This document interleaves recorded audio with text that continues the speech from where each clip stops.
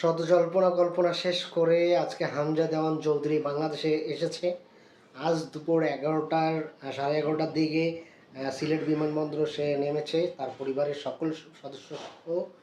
এবং বাংলাদেশের জনগণ তাকে যেভাবে যে উন্মাদনা নিয়ে তাকে বরণ করে নিয়েছে, সিলেট বিমানবন্দরের যে পরিমাণ ভিড় ছিল আজকে, এটা একটা প্লেয়ারের জন্য একটা অনেক বড় পাওয়া। এত ভালোবাসা, এত ক্রেজিনেস, যে দর্শকদের তার খেলার প্রতি যে একটা ভালোবাসা, বা দর্শকরা তাকে কতটা ভালোবাসে, কতটা চায়, আর যে পরিমাণ ভালোবাসা সে পেল, যা তার মোটামুটি বাংলাদেশে আসা টা সফল হয়েছে।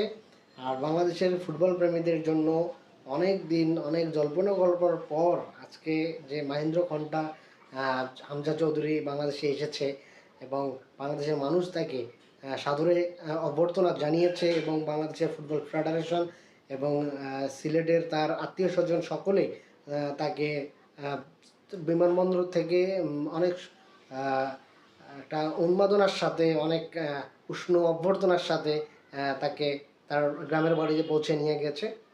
যাই হোক, যে কারণে আসলে যে কথাটা বলা, মানুষের যে পরিমাণ ভালোবাসা সে আসার সাথে সাথে পেয়েছে, মনে করি আমার মনে হয় যে এটা একটা এক ধরনের একটা ইতিহাস হয়ে থাকবে, যে বাংলাদেশে আসার পর এইরকম একটা অভ্যর্থনা হয়তো বা এর আগে কেউ পায়নি। কিন্তু সব কিছু শেষেও আগামী 25 তারিখ বাংলাদেশ এবং ইন্ডিয়ার সাথে যে ফুটবল ম্যাচটা রয়েছে, সেটাই আসলে মূল লক্ষ্য থাকবে আমাদের বাংলাদেশ ফুটবল প্রেমীদের জন্য। আর বাংলাদেশের এই ম্যাচের টার্গেট থাকবে, অবশ্যই জয়ের টার্গেট থাকবে। এবং হামজা চৌধুরী কীরকম খেলে, বাংলাদেশের মানুষ তাকে যেভাবে ভালোবাসা, উৎসাহ অভ্যর্থনা দিয়ে গ্রহণ করেছে, এবার তার বাংলাদেশকে দেবার পালা। আমরা দেখতে চাই, আমরা আশা করব যে বাংলাদেশকে সে একটা নতুন একটা যুগের সূচনা এনে দিবে, এবং বাংলাদেশকে একটা ভালো পর্যায়ে নিয়ে যাবে, বাংলাদেশের ফুটবলকে অনেক দূর নিয়ে যাবে। এইটা আশা কোটি কোটি ফুটবল সমর্থকদের রয়েছে।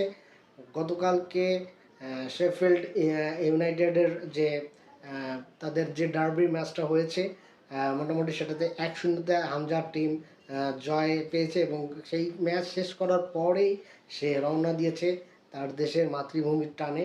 এবং সে আজকে বেলা 11টায় সিলেট বিমানবন্দরে নেমেছে তার পরিবার সহ।